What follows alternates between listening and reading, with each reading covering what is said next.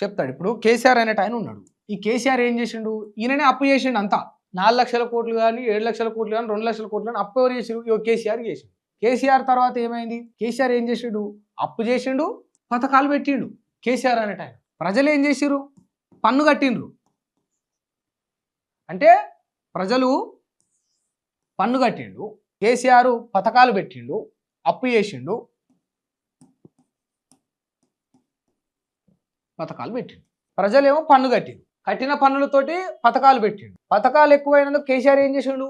అప్పులు చేసిండు. సో ఇక్కడ అప్పులు ఉన్నాయి, ఇక్కడ పథకాలు ఉన్నాయి, ప్రజలు కట్టే పన్నులు ఉన్నాయి. ఇది కేసీఆర్ పీరియడ్లో జరిగినవి. ఆ 10 ఇయర్స్లో ఇదే జరిగింది. అప్పులు ఉన్నాయి, అప్పులు అయినాయి. అంటే మిగులు బడ్జెట్ తోటి వచ్చినా కూడా అప్పులు చేసిండు కేసీఆర్. అప్పులు అయినాయి, వీళ్ళు పథకాలు ఇంప్లిమెంటేషన్ చేసిండు. రైతు బంధు, దళిత బంధు అని, అదని ఇదని, కేసీఆర్ కిట్ అని, ఇంకోటని, వాళ్ళకని వీళ్ళకని, పెన్షన్ కని అన్ని డబ్బులు పడ్డాయి. సో కేసీఆర్ పీరియడ్లో ఏం జరిగింది? 10 ఏళ్ళు ప్రజలు పన్నులు కట్టిండ్రు, 10 ఏళ్ళు కేసీఆర్ పథకాలు ఇచ్చిండు. At the same time KCR అప్పులు చేసిండు. తెలంగాణ రాష్ట్ర పరిస్థితి ఈ చక్రం ఇటు నడిచింది కేసీఆర్ పీరియడ్లో. ఇప్పుడు మన ఆర్ఆర్ సార్ వచ్చిండు. ఆర్ఆర్ సార్ కూడా ఇప్పుడు అప్పులు ఉన్నాయి. ఈయనేం అప్పులు చేయలేదనుకో, ఈయన కూడా చేసిండు. బట్ కేసీఆర్ చేసిన అప్పులు ఉన్నాయి. ఇప్పుడు అప్పులకు మళ్ళీ తెలంగాణ ప్రజలు ఏం చేస్తుర్రు? పన్నులు కడుతుర్రు. కానీ పథకాలు గై మధ్యలో అప్పులు అవే అప్పులు. కేసీఆర్ ఉన్నప్పుడు గవే అప్పులు ఉన్నాయి, ఇప్పుడు నువ్వు వచ్చినప్పుడు గవే అప్పులు ఉన్నాయి. నువ్వు కడుతున్న అప్పులకు కిస్తీలు ఎట్లా కట్టినావో ఇప్పుడు అప్పులకు రేవంత్ రెడ్డి గారు, ఇదే అప్పులకు నువ్వు కిస్తీలు ఎట్లా కట్టినావో కేసీఆర్ గారు కూడా అదే అప్పులకు కిస్తీలు ఎట్లా కట్టిండు. ఎట్ ద సేమ్ టైం మీ ప్రభుత్వం వచ్చినాక ఇంకా దరిద్రం ఏందనుకున్నావు? మళ్ళా నూనె మీద, ఉప్పు మీద, పప్పు మీద అన్నిటి మీద రేట్లు పెరిగినాయి. అప్పుడు కంటే ఇప్పుడు కడుతున్న పన్నులు ఎక్కువ. కానీ మధ్యలో ఏమైపోయింది? ఈ పథకాలు అనేటి గై. ఇప్పుడు చెప్పుండ్రి, అప్పు వేసినోడు ఈయననే అంటే అప్పు భారం ఈయన మీద ఉన్నట్టే కదా. అప్పుడు చేసిండని ఈయన చెప్తురు కదా. అంటే అప్పులకి ఈయన కిస్తీలు కట్టినట్టే కదా. అప్పుడు మరి ఎట్లా ఇచ్చిండు అప్పుడు ఈయన మరి పథకాలు?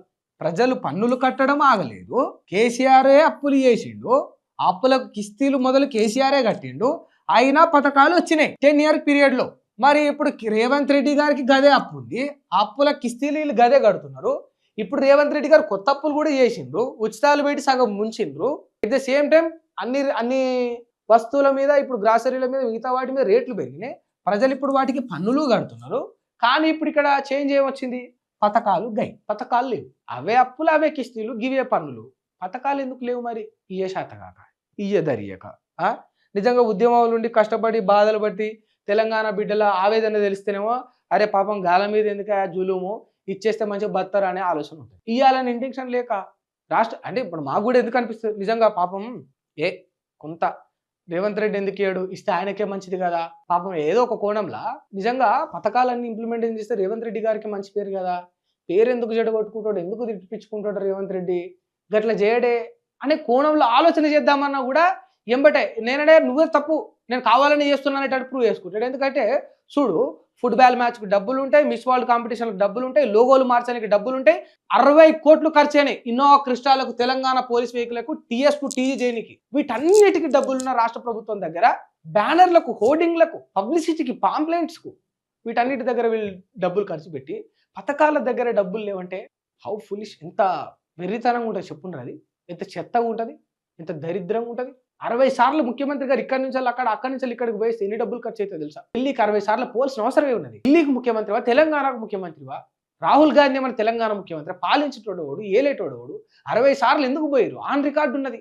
అదే 60 సార్లు ఇదే మా జిల్లాలన్నీ తిరిగితే అయిపోవుగా. 30 పైగా జిల్లాలు ఉన్నాయి. 60 సార్లు జిల్లాకు 2 సార్లు పోయొచ్చి జనాలు సమస్యలు తెలుసుకొని తీరిస్తే అయిపోతుండే కదా. అది శాతగా. ముఖ్యమంత్రి గారిది ఏందబ్బా, విలాసవంతమైన జీవితం. ఈడ పట్టించుకునేటోడు ఉండడు, పెద్దగా మేలు చేసేటోడు ఉండడు, ఏం ఉండదు. ఎందుకనంటే మీకు చాలా మందికి తెలియదు. ఇక్కడ ఒక విషయం ఉంటుంది, రాష్ట్రంలో ఎన్ని గమ్మత్తైన ముచ్చట్లు అనుకుంటున్నాం, చిన్నగా కాదు.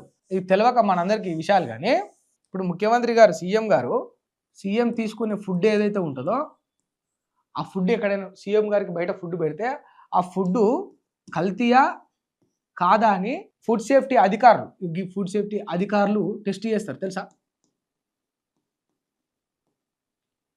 ఈ అధికారులు ఆ ఫుడ్ని టెస్ట్ చేసి మంచిదైతేనే ముఖ్యమంత్రి గారికి పెడతారు.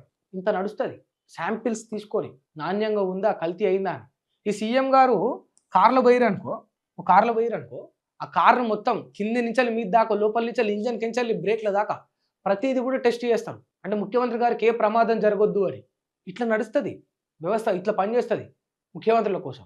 మరి రోడ్డు బాగాలేదు, రోజుకు 100-200 మంది ప్రయాణిస్తారు, యాక్సిడెంట్లు అయి సస్తరి అండ్ రోడ్డు వేయనీకి ఎవడన్నా పోయిండా? ఎవడన్నా పోయిండా?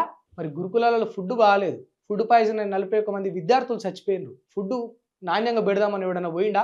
అంటే చూడు, మనం ఎన్నుకోబడ్డ నాయకులకు ఏం ఫెసిలిటీస్ ఉన్నాయి, మనకేం ఫెసిలిటీస్ ఉన్నాయి. మనం ఫుడ్ పాయిజన్ అయితే చచ్చిపోతాం, కానీ ముఖ్యమంత్రి గారి ఫుడ్ ఎట్లా ఉంది, నాణ్యంగా ఉందా అని ఫుడ్ సేఫ్టీ అధికారులు దాన్ని చెక్ చేసి దాని శాంపిల్స్ అన్ని తీసుకొని పరీక్షించిన తర్వాత మంచిగా ఉంది ముఖ్యమంత్రి గారు అని చెప్తే తింటాడు. ముఖ్యమంత్రి గారు బయటికి వెళ్ళాలంటే మొత్తం సెక్యూరిటీలు వాళ్ళు వీళ్ళు అందరూ మొత్తం కార్లు, టైర్లు, ఇంజను, దాని రబ్బర్లు, దాని బబ్బర్లు అన్నీ చెక్ చేసి ఆ తర్వాత బయటకు తీస్తారు. మనమేమో రోడ్లు బాగాలేక 200 మంది చచ్చిపోయి బస్ యాక్సిడెంట్ అయ్యి ఏం కాదు, సావని మనోళ్ళు రోడ్డు బాగాలేక సావని. ఉప్పల్ టు నారపల్లి దగ్గరికి కావాల్సిన వరంగల్ హైవే మీద ఉన్న ఫ్లైఓవర్ కంప్లీట్ కాకపోయి యాక్సిడెంట్లు అయి సావని ఆడ ఏం కాదు. కానీ ముఖ్యమంత్రి బండ్లు కూడా చెక్ చేయాలి, మనకేమో రోడ్లు కూడా బాగున్నాయి. ఇంత దుర్మార్గం నడుస్తుంది వ్యవస్థలో. మీకు అర్థం కావాలని చెప్తా ఉన్నా. వీళ్ళు ఇన్ని ఫెసిలిటీస్ తీసుకొని వీళ్ళు ఇంత విలాసవంతమైన జీవితాన్ని పొందుకుంటా